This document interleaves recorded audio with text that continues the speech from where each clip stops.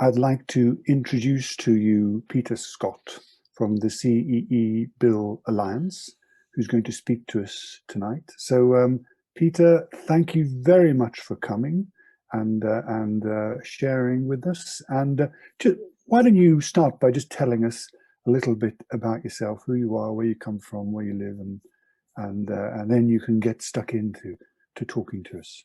So I'm down in Devon. I'm in South Brent. I'm part of the CEE Bill Alliance. I work on the grassroots team, but I'm working at 3 levels really. Nationally through the grassroots team.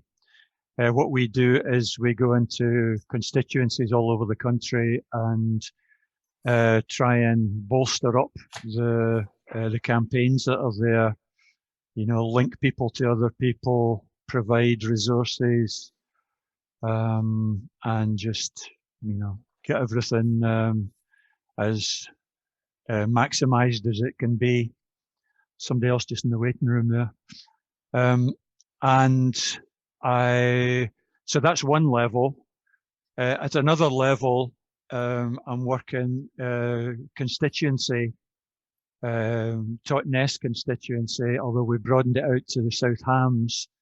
We've got a thing called the South Hams Climate Action Network, which works with the South Hams District Council and the 2 MPs in the South Hams who are both Conservatives. And we dialogue with them. And thirdly, the third level is at county level.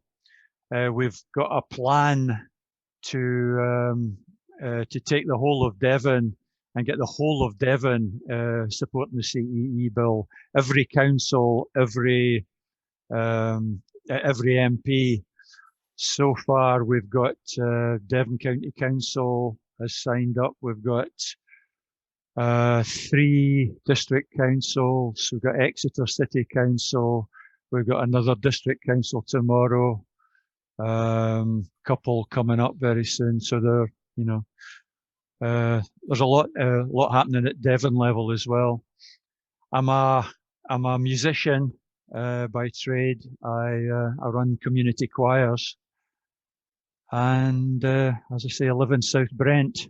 Beautiful place to be. Will that do as a bit of background for me? That's perfect. Thank you. Okay, great. Shall I? Go for it. Go for it. Okay.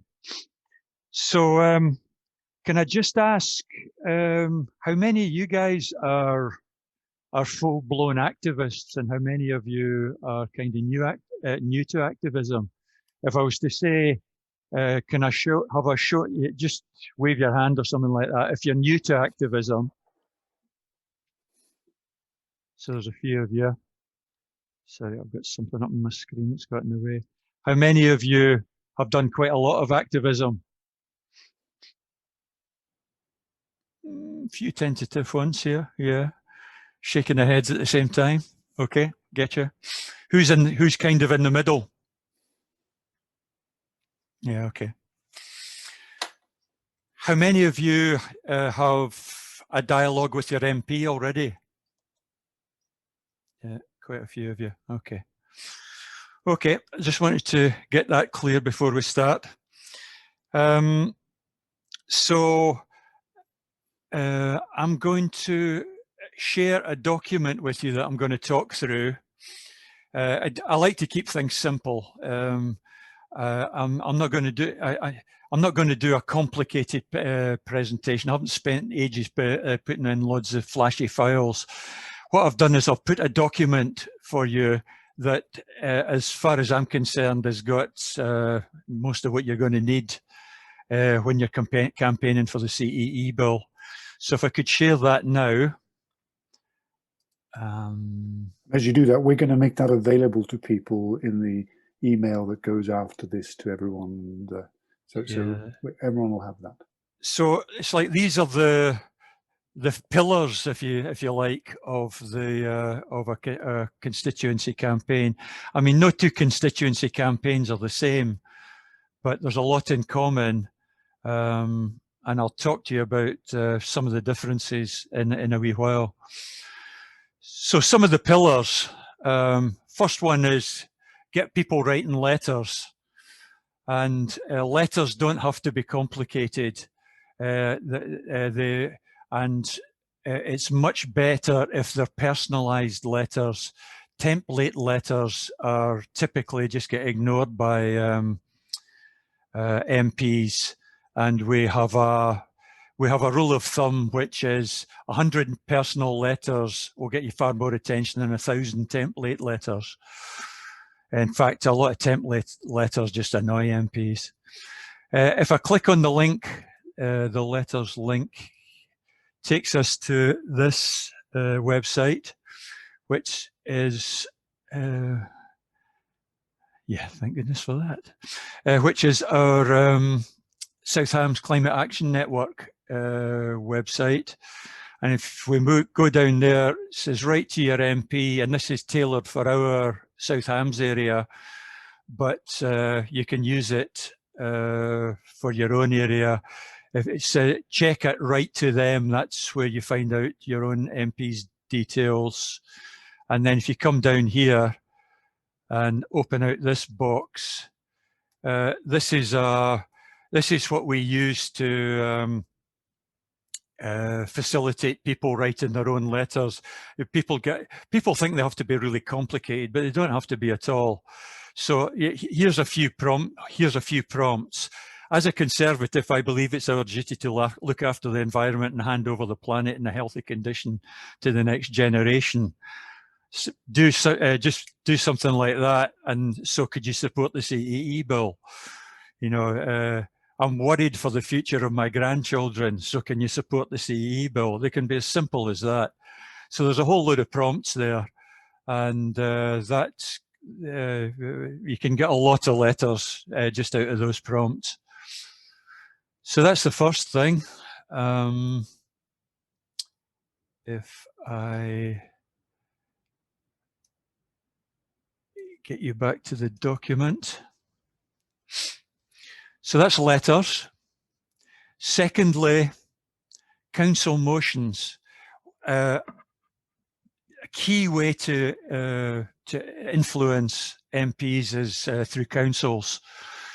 As I said, in Devon, we have a plan to do the whole of Devon, and we start with the councils and use the councils to put pressure on the MPs.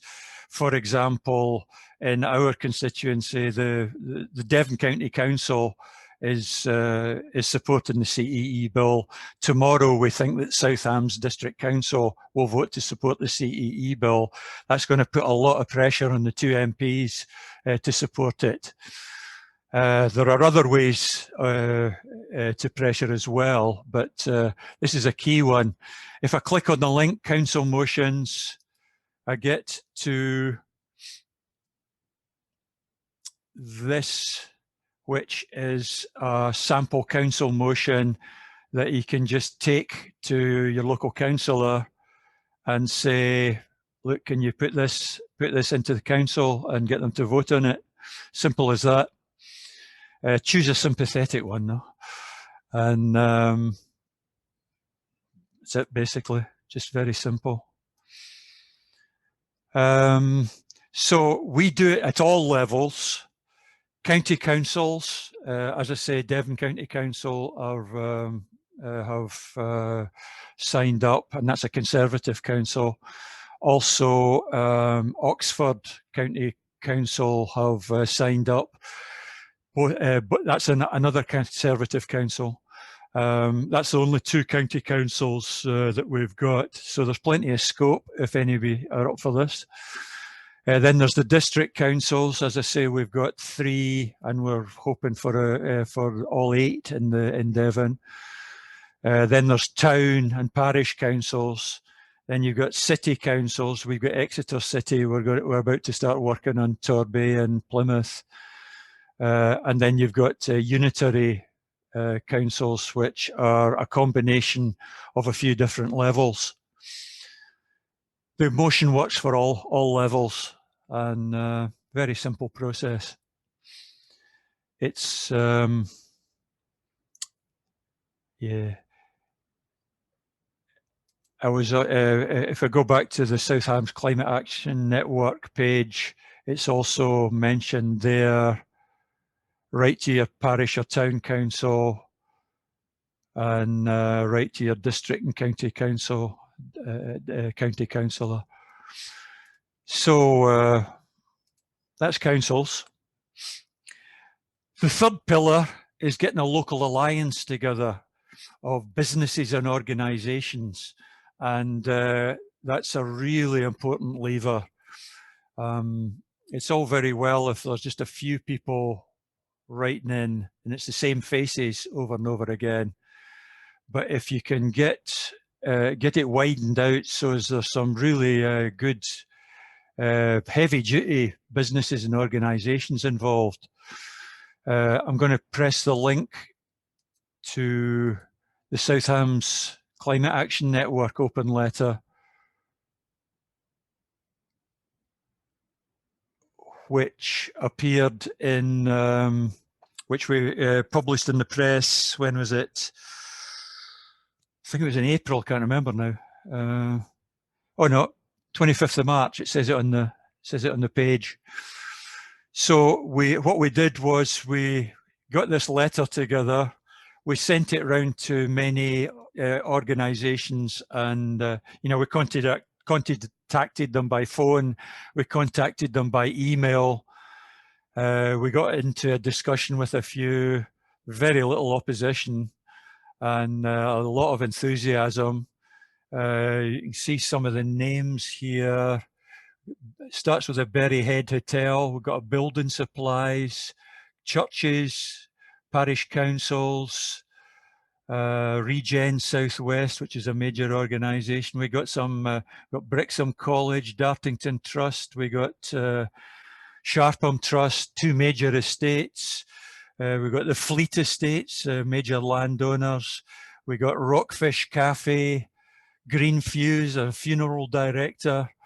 Lots of different names in there. All the environmental organisations like Transition Town, Green Life, local environmental, local green shop, really. So that you can go through the names, you'll see some good ones in there. So it's a very simple process. You just got we did it with about 6 people, and we just got on the phone, approached people, made lists of people we could approach, get on the phone, talk to them, sign them up, and very happy to come on board. There's no resistance at all, really. Very fun process, actually, talking to all these people. So back to that was the open letter as put into the newspaper.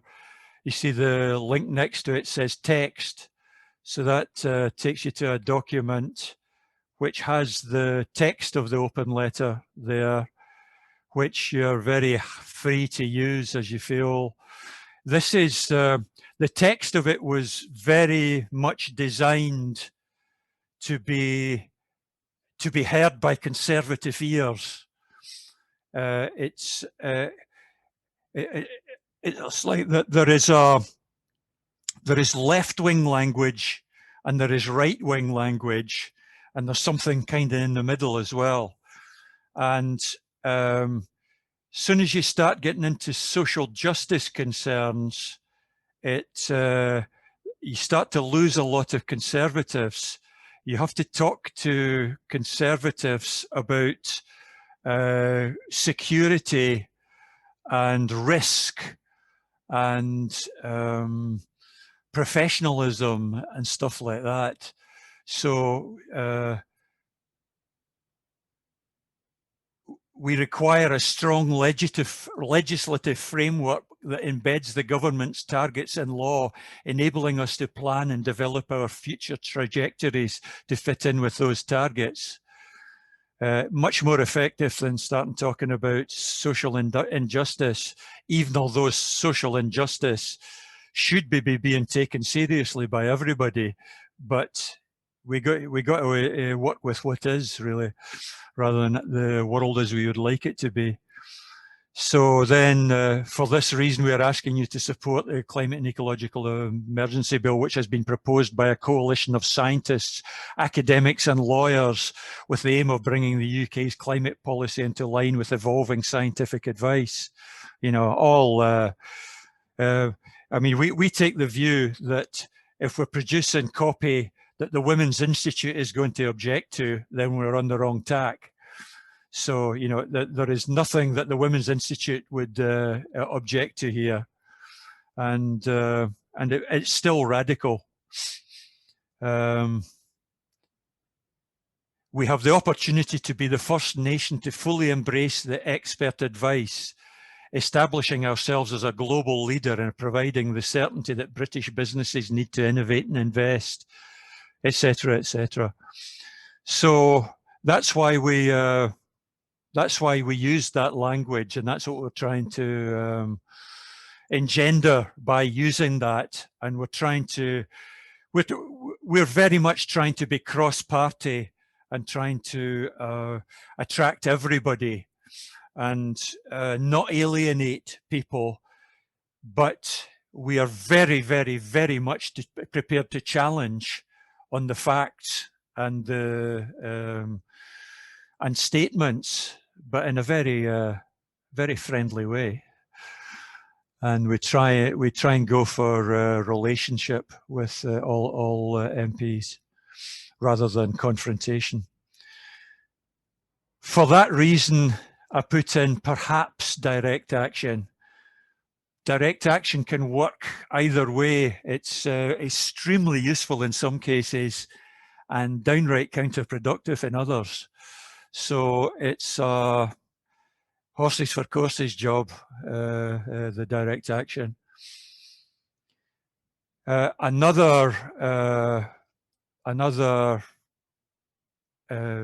absolute essential pillar is a key trusted individual who can talk to the MP and get them over the line.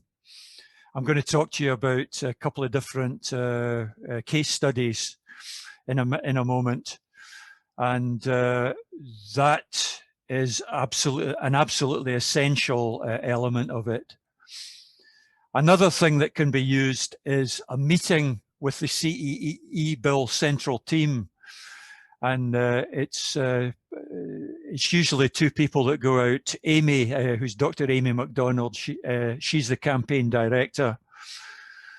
She's a very astute woman. And Ron Bailey, Ron is amazing. He's been doing this 35 years in Parliament. I saw what do you call it? An early day motion from 2008 congratulating Ron on getting private members' bills over the line for the last 25 years. And that was in 2008. And he's been doing it ever since. He's amazing. So Amy and Ron are the two that generally go out to meetings with MPs. So I've just shown you building a constituency campaign, all the pillars: letters, council motions, local alliance, maybe the open letter, direct action perhaps, key trusted individual, and maybe a meeting with the CEE Bill central team and the MP. So that's all the pillars that go into it. And sometimes you can do it fast track. Sometimes you can do it just a few letters from one campaigner to their MP, ask for a meeting, ask for the MP to support the CEE bill, and ask for a meeting on Zoom, and then arrange to bring along Amy and Ron, and tell the MP that that's what you want to do. And the tack is that we've just put out the new redraft of the bill, and we'd like to discuss it with as many MPs as we can.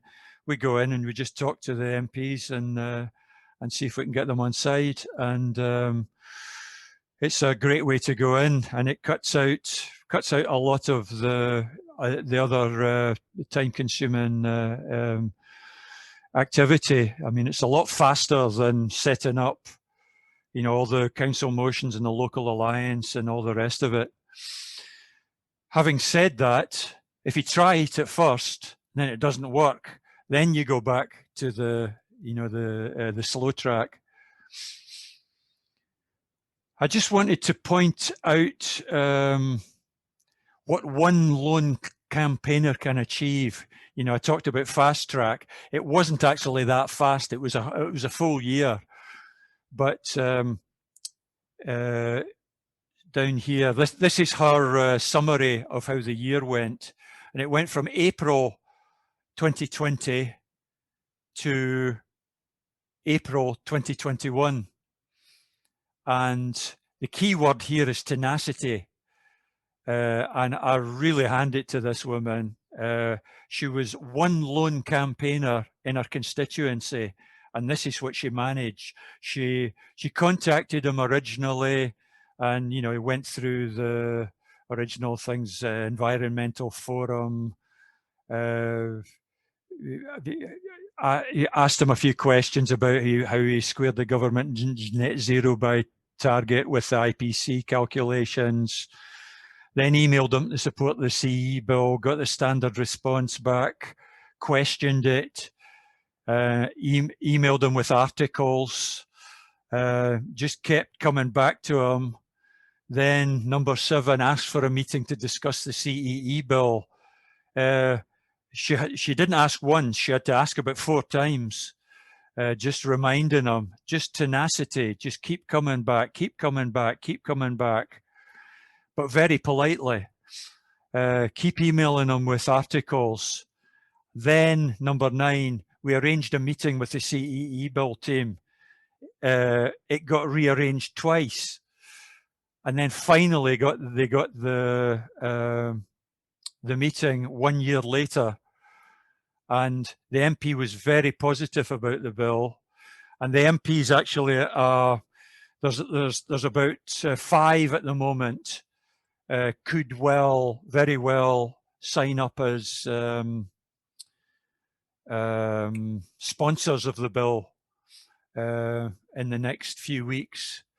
It's all very knife-edge stuff. We've got no idea what's happening, but we just keep pressing and pressing and pressing. So he's one of them, and that one lone campaigner got him on board, and it's phenomenal. And every one of us has the potential to do that. So I just wanted to tell you about that. Another story is the Exeter the Exeter campaign, which was right at the other end of the spectrum.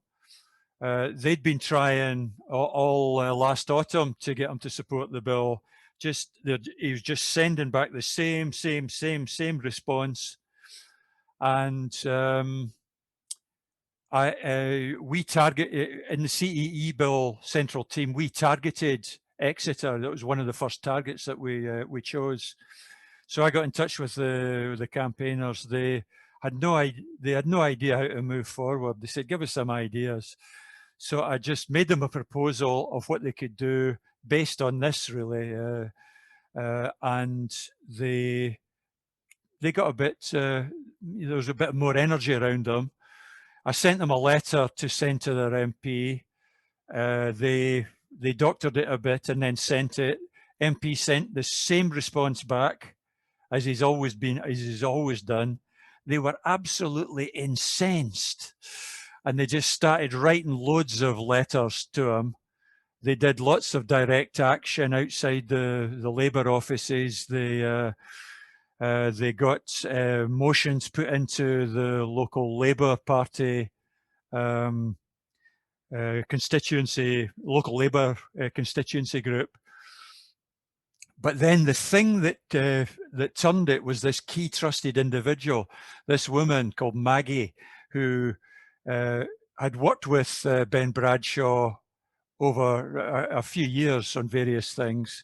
She just took him aside one day and she just talked to him, and she was absolutely gobsmacked when at the end of the talk he said, "Yeah, okay, I'll go for it. I'll send it in." And she was just stunned, and that's what it took. And it wouldn't have worked without all the pressure from all the rest of the stuff. She wouldn't even have tried if it hadn't been for that. But the total of it all was enough to get him over the line. So that was Exeter. Down at the bottom here, I've put a few links. Campaign resources. This takes you to the central CEE Bill site. And there's a guide for campaigners you can click on. Then stuff about how to lobby your MP.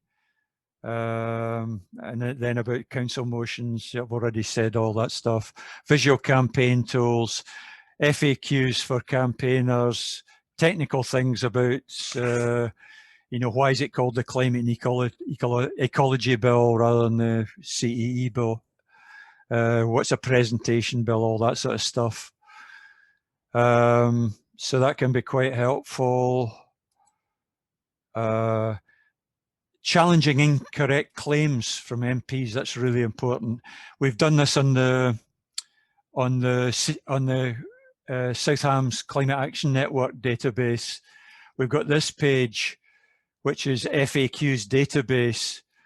The favourite two that Conservative MPs are saying at the moment is UK has cut emissions by almost 50% since 1990. So we're on track. What are you talking about?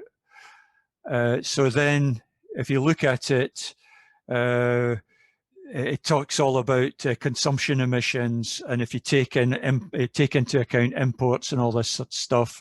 And here's the study, the key studies, Peters et al. There's a World Wildlife Fund study as well, which it shows 15%, and we got 19%. But it gives you the background graphs and stuff like that. The other key one is the Environment Bill. Does a comparison of the CEE Bill and the Environment Bill, and if you go through all these, you've got loads of background. You've also got videos here, a lot of key videos, a lot of them David Attenborough, Guy Watson, Riverford, the Met Office stuff, BBC, just a lot of stuff in there. Lots of fun. And if you actually want to start your own campaign website, we offer this South Hams Climate Action Network as a cloned website, so you can just change the name, change a few details. Hey presto, you've got a website that you can campaign with. And just all of the above, all these resources are from the two sites, ceebill.uk and sh-can.org. So that's kind of all I've got for you.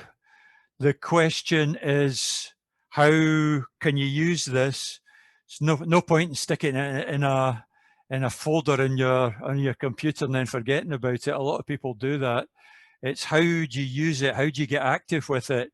You get off this session, go and write a letter. Get in touch with a local council, whatever.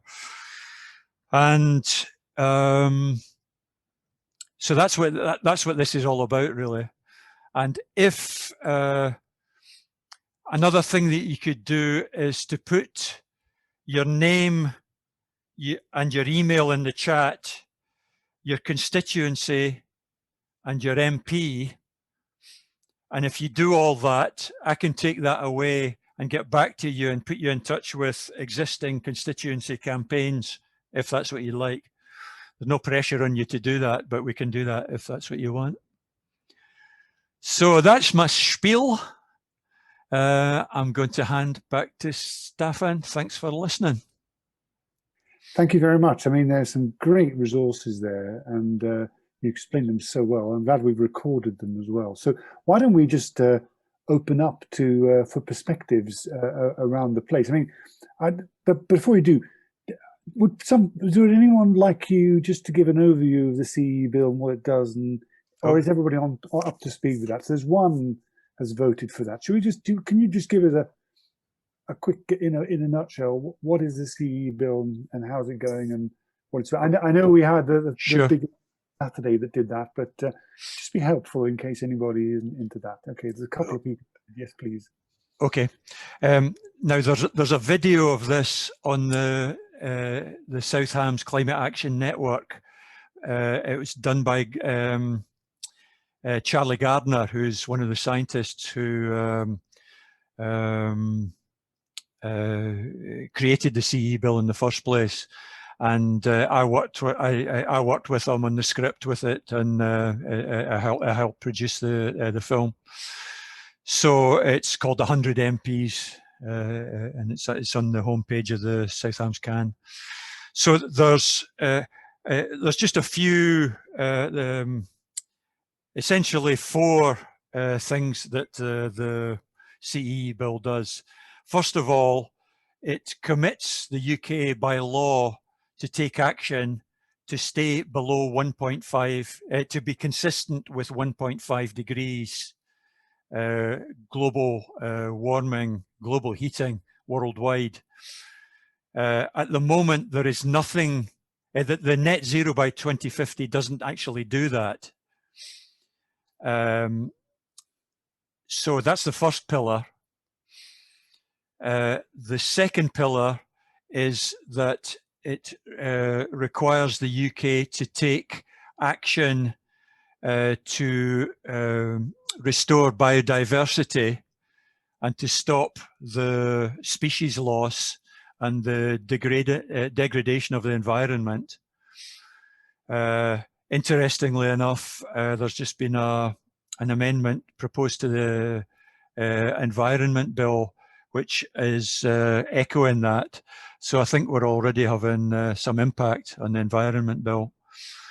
The third thing is it requires the UK to account for its entire carbon footprint. So if in China emissions are happening in order to make products which we consume in this country, at the moment, because we work on territorial emissions only, that's what the IPC told us to do. So the UK is actually just going along with that, but it gives us a false picture. You know, that's where the we've already reduced emissions by 50% figure comes from. If you look at the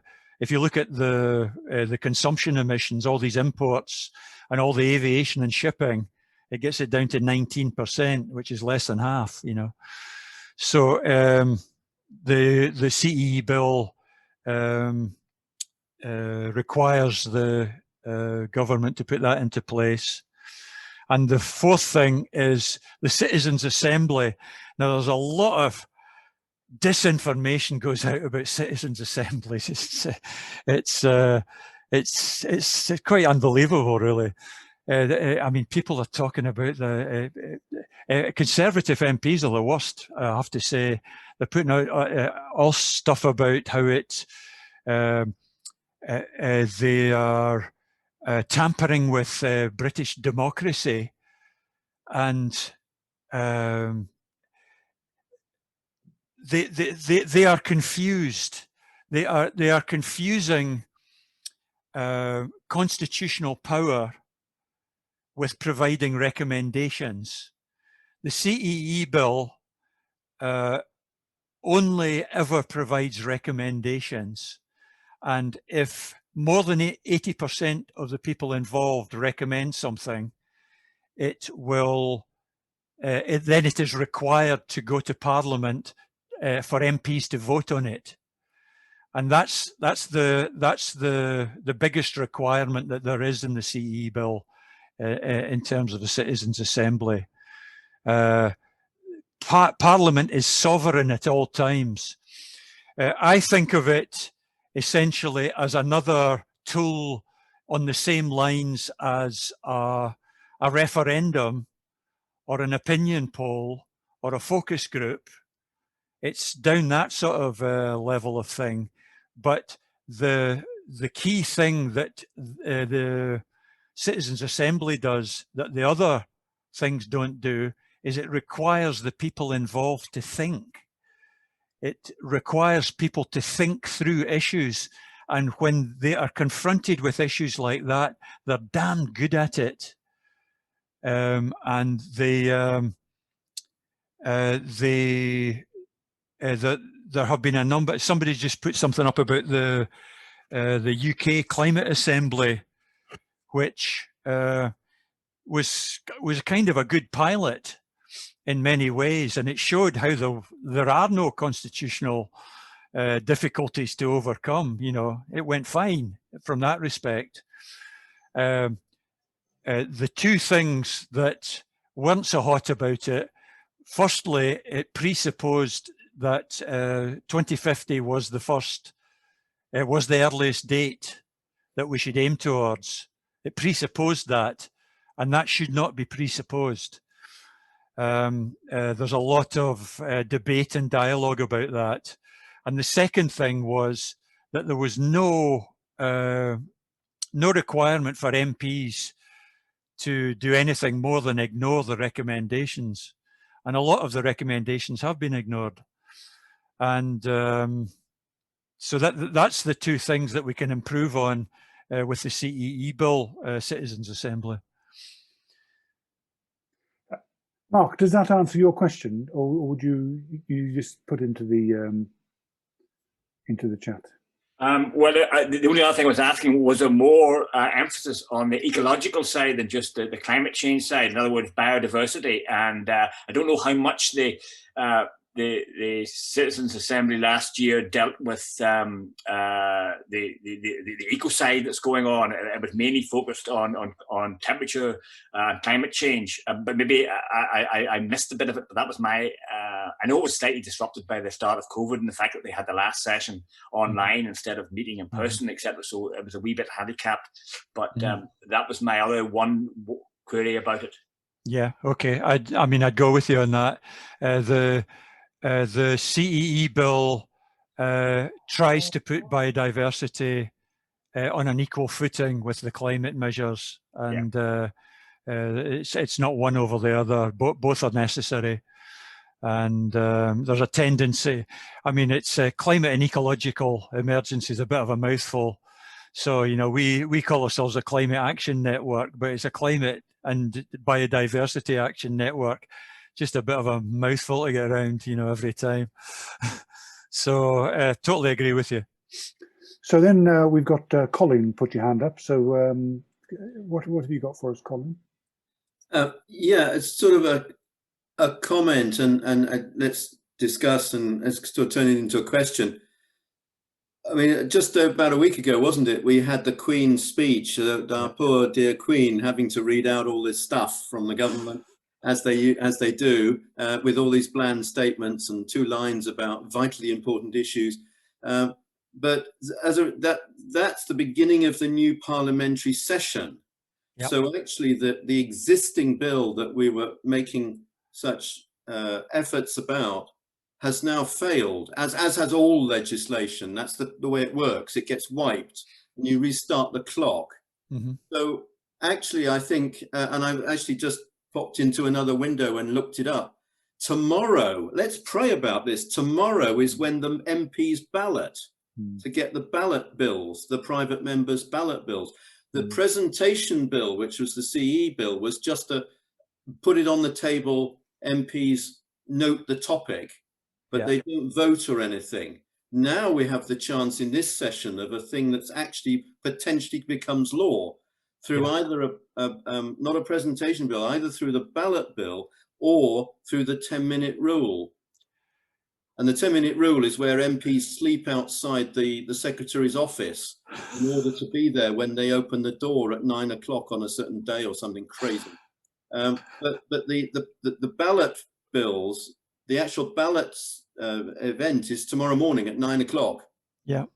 When some minister or the Ways and Means minister or something it is that does the actual, you know, lottery basically for which MPs get the chance to present a bill. So the great thing is all the work that people have done, that there's now so many MPs on board, there's a high probability that one of them will get somewhere with the ballot.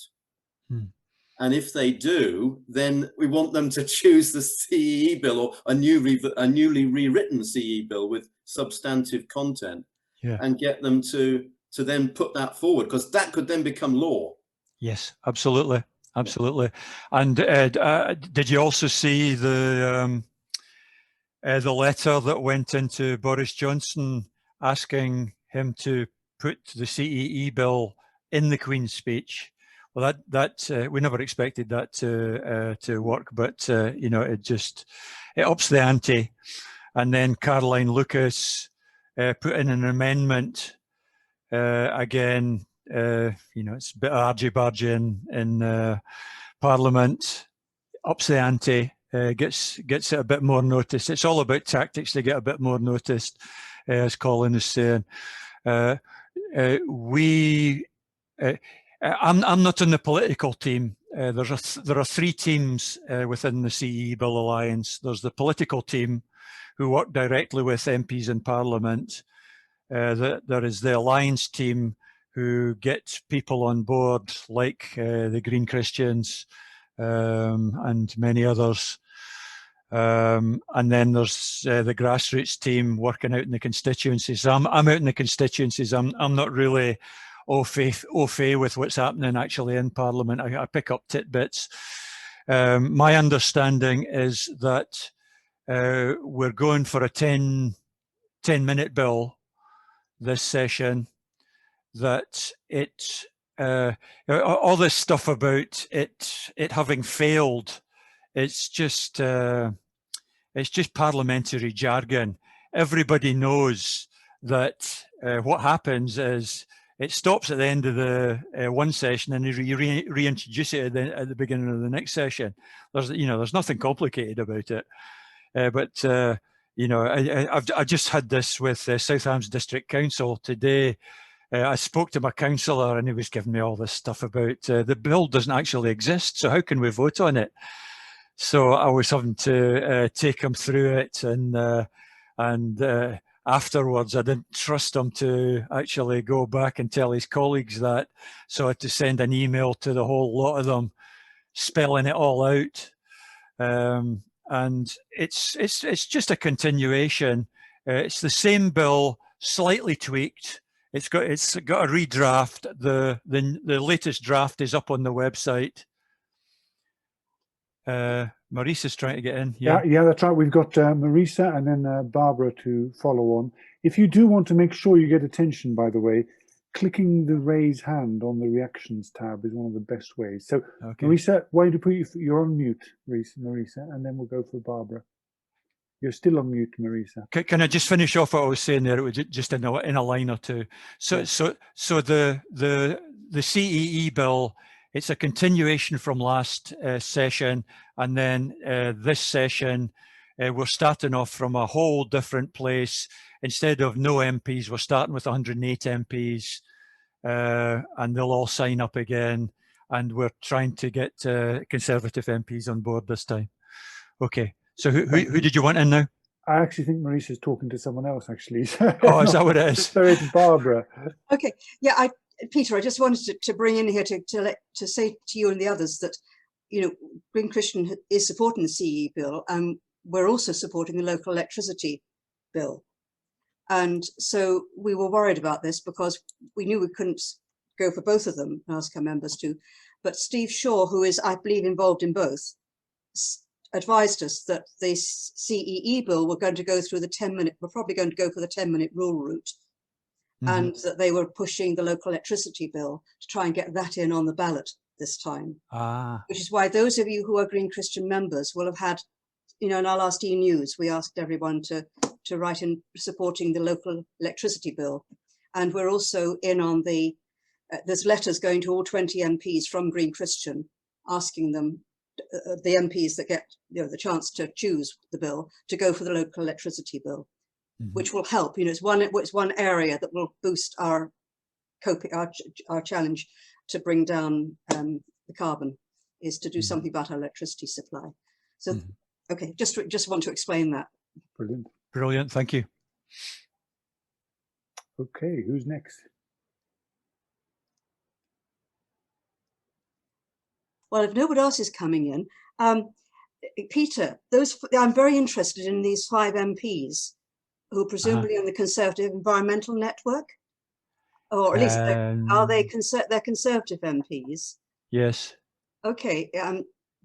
My own MP is connected with, he's the Select Committee Chairman for Transport, Hugh Merriman, and I know he's involved with the Conservative Environmental Network, and we have a meeting coming up with him. Actually, it's under the umbrella of CAFOD this time. We're a small group of us. We have talked to him quite a bit under the Global Justice Now umbrella. Basically, he agreed with me when I went through asking him on all the different asks of the CEE bill without me telling him what they were.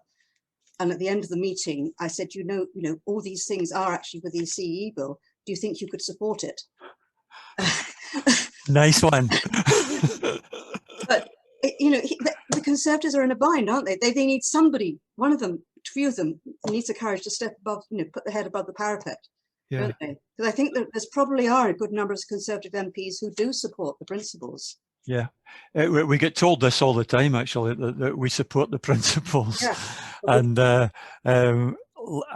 like you say, I think when I don't think one will go, I think a few will go together. Yeah. And then it could open some floodgates, and we just got to nudge some dominoes and get the domino effect going. And I think you're right. It's a citizens' assembly is one of the major stumbling blocks, I think, isn't it? Well, if we can get this idea that it's just like a referendum or an opinion poll or a focus group, if we can push that idea, I think that gets them over it. You know. Yeah, and they also have this idea that it's an XR bill. Oh. Well, it's there's loads of organisations who are supporting it. Exactly. Yeah. Okay. Although I have to say I'm XR. Exactly. Yeah. Yes. Exactly. But yeah, that seems to be another of the stumbling blocks with them, doesn't it? Well, in a sense, is it that the bill needs to be just modified and you just respect that part? Is it, you know, or is it too late to say that? You know, maybe you just sideline the citizens. I know we've had a good session on that here, but maybe that makes it more palatable. I don't know. I think you go on. No, I just say you've got to have. That's part of it, though, because they do need. They really, if we're going to make the changes, we need it. The government is going to have the nerve to put the policies in place that are needed. They need to be sure they've got support, don't they? Yes, oh, absolutely. They need the citizens' assembly type of thing, so they can say, look, this is what people actually do think when we ask them about it. We do have a groundswell there. Bernice, you had a question about the MPs. Can I just reply to you, Stefan? I think it's always a mistake to give ground too early. If they say no, we don't like the Citizens' Assembly, and you just give way on it, not a good idea. It's much better to fight your ground and argue your case. And if you get to a standoff, then you get to a negotiation process. But if you've already given it away, you've got nothing to negotiate with. So in the early stages, it's you know, argue your case, I think. The second thing, and then before I let Bernice in, I just wanted to, on Barbara's point, I mean, XR has done outstanding work in terms of 2019. But question is it now a damaged brand for MPs? Well, let me answer that by saying that Climate Action, Southampton's Climate Action Network was started by the XR political group, and those of us who are in it are all very XR, but we never ever mention it to the Conservatives we're talking to, because if you do, what you do is you get a 20-minute rant that you have to talk them down from, and you can say exactly the same things and get listened to if you call yourself Climate Action Network. So, you know, why make life difficult? And I don't feel it's being underhand. It's you know, we are Climate Action Network. But, you know, my heart is with XR. I mean, I think XR's done an incredible job. And I know a lot of the people, and they're the finest people on earth. You know,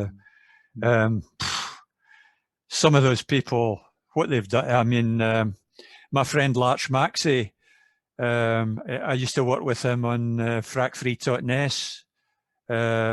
He was the guy that was leading the HS2 stuff down that tunnel up in the trees. Oh, I've nothing but admiration for that man. Sorry, it moves me. I get a wee bit emotional very quickly. I was delighted to hear you talk about in such a pragmatic way about how you need to understand where the MPs are coming from. And some of the work done with all our communications with people needs to realize everybody is not an activist. Yeah. I love the climate outreach research, which we did internally. It is so good at positioning and understanding where different groups are coming from. And you're working at that view, and that's fantastic. So thank you for that.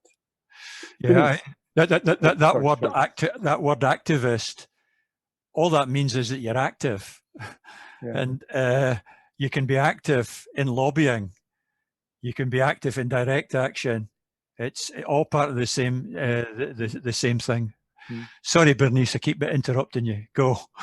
It's absolutely fine, because I haven't got much that I'm confident to talk about yet, as I'm very new to this. But it was just that I think I saw somewhere, and I can't remember where it was, a list of all MPs supporting the bill.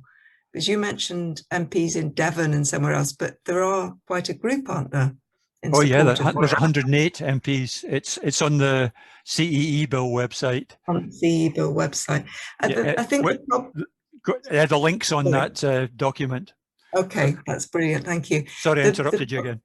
It's fine. The problem I have is that I started signing petition. I was signing, and then they come back so quickly with other things. We're a very small group. I'm working with just a couple of friends on an eco church project here in the village we live in. And we're very passionate about these things, but it's just, how do you find the time to do as much as you want? And how do you rope other people in? People are very good at saying, oh yes, I understand and support that, but they won't do anything. Yeah, it's just very difficult. Yeah, I'm afraid it is very difficult. I mean, we do constituency campaign Kickstart workshops. Yeah, and we get people from a constituency who have signed up to the website, never met each other before. Give them an invitation to this workshop. Campaigners locally hand it around people they know. We get people in a room, and the thing that we're doing most when we're in this workshop is we're working out who the steerers are and who the taskers are. The steerers are people that will think through the issues and take whatever action is necessary and think it through and be proactive about it. And the taskers are the people who find that really difficult and you say, I've got a couple of hours free, what do you want me to do? They'll come in on that level. And so work out who those people are, and then you get the steerers steering and the taskers tasking, you know, and you know, everybody kind of works together well. That's how we approach it. But I know what you're saying. You got to work out for yourself how much time you can give.